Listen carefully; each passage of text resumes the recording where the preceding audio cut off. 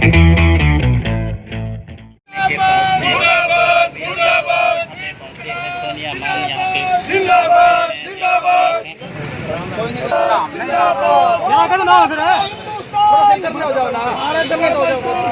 कौन बनाता हिंदुस्तान, भारत का मजदूर किसान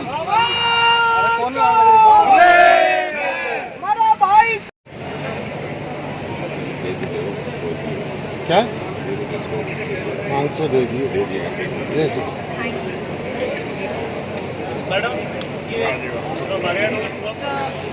धरना लगा रखा है जिससे कि बहुत बड़ा दबदबा बनता है सरकार के ऊपर भी। इस तरीके के साथ ही आपके साथ वकील भी खड़े हैं और ये एक इकलौता धरना लगा रखा है किसानों की हिमायत में।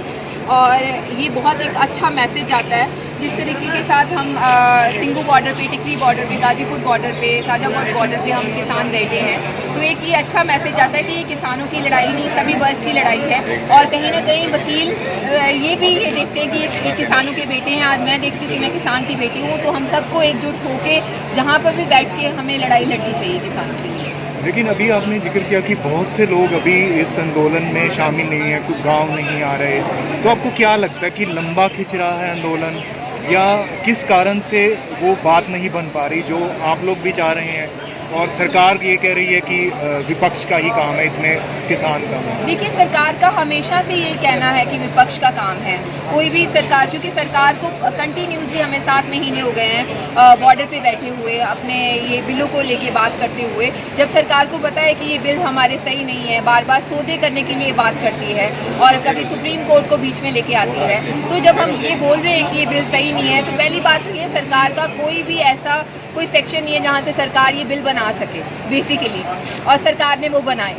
और उसके बाद अभी अगर हम कह रहे हैं कि हमें ये बिल नहीं चाहिए, तो एक डेमोक्रेसी में ये फर्ज बनता है कि अगर हम धरने पे बैठे हैं, पीसफुल प्रोटेस्ट कर रहे हैं, किस तरीके से पीछे 26 को भी इन्होंने पर्चे डाल दिए और बिना बात पे बैरिकेड्स लगा दिए, बिना बात के सरकार एक लड़ाई का माहौल, टकराव का माहौल बना रही है। जबकि हमारा उस दिन भी कोई टकराव का माहौल नहीं था। उस दिन भी हमने गवर्नर को मेमोरेंडम दे के वापस आ जाना था और कुछ लोगों ने जाना था हमारे साथ। उस दिन भी हमने बोला था पीसफुल प्रोटेस्ट। उस दिन भी सरकार ने जानबूझ के बैरिकेड्स लगाए, जानबूझ के पुलिस को खड़ा किया, जानबूझ के पानी की बुछारें फेंकी। ये सरकार का रवैया बहुत गलत है किसानों के प्रति।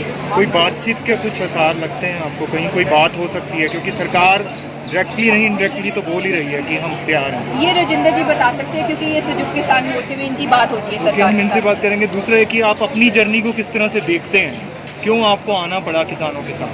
देखिए, मेरे फादर किसान लीडर थे और उन्होंने अपनी सारी ज़िंदगी किसानों के हकों के लिए लड़ाई करते करते वो शहीद हो गए। और मैं उस परिवार से बिलोंग करती हूँ और मेरे फादर ने मुझे एक लेटर भी लिखी थी कि मैं हमेशा किसानों के लिए, मजदूरों के लिए अपनी आवाज़ बुलंद करूँ। और मैं उस क्रांतिकारी परिवार को बिलोंग करती हूँ, तो मैंने यही सोचा कि मेरे लिए सबसे पहले ये बात है कि मैं किसान की बेटी हूँ और जो सही है किसानों के लिए मैं उसके लिए अपनी आवाज़ हमेशा बुलंद करती हूँ। क्या रहता है, किस तरह से आपकी दिनचर्या चलती है इसको लेकर? क्या आप मतलब देखिए, मेरे से जितना हो सकता है मैं अवेयरनेस जो किसानों के प्रति, किसानों के हकों के प्रति, जितने हरियाणा में हो, चाहे राजस्थान में हो, चाहे उत्तराखंड में हो, चाहे पंजाब में हो, जिस गांव में मुझे जाना पड़े, लोगों को इकट्ठा करने के लिए, मोर्चे को मजबूत करने के लिए मैं हर जगह पे पहुंचती हूँ।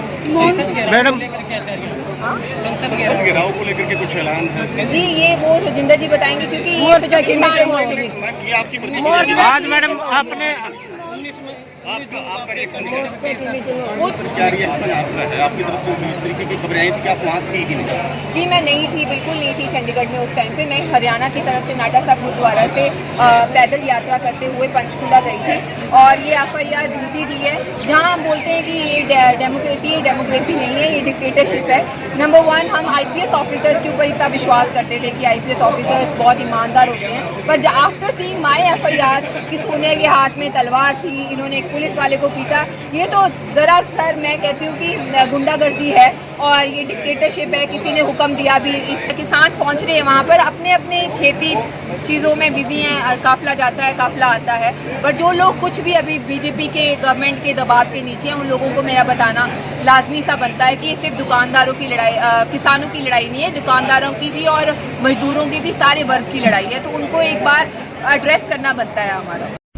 सब्सक्राइब करें, बेल आइकन को दबाएं, लाइक करें। करें, कमेंट करें।